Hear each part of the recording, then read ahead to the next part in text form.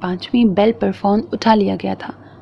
باری مردانہ آواز سن کر اس کے حلق میں الفاظ پھنس کے رہ گئے تھے۔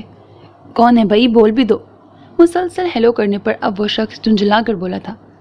ہلکا سا کھنکھارنے کے بعد اس نے سلام کیا تھا اور جواب سنے بغیر سوال کر ڈالا تھا، میں آنٹی سے بات کر سکتی ہوں؟ دوسری طرف ایک پل کے لیے خاموشی چھا گئی تھی۔ ایکچولی مجھے ان کا نام نہیں معلوم۔ دیکھیں، جب آپ کو پتہ ہی نہیں ہے کہ آپ کو کس سے بات کرنی ہے تو میں کس سے بات کرواؤں؟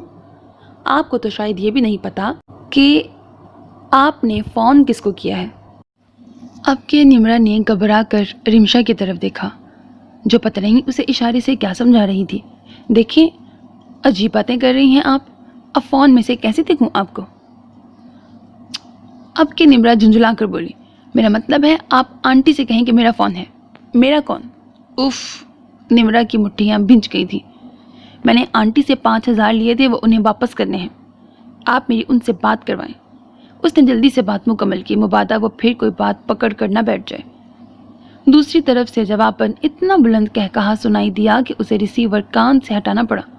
اچھا، تو وہ آپ وہ ہیں؟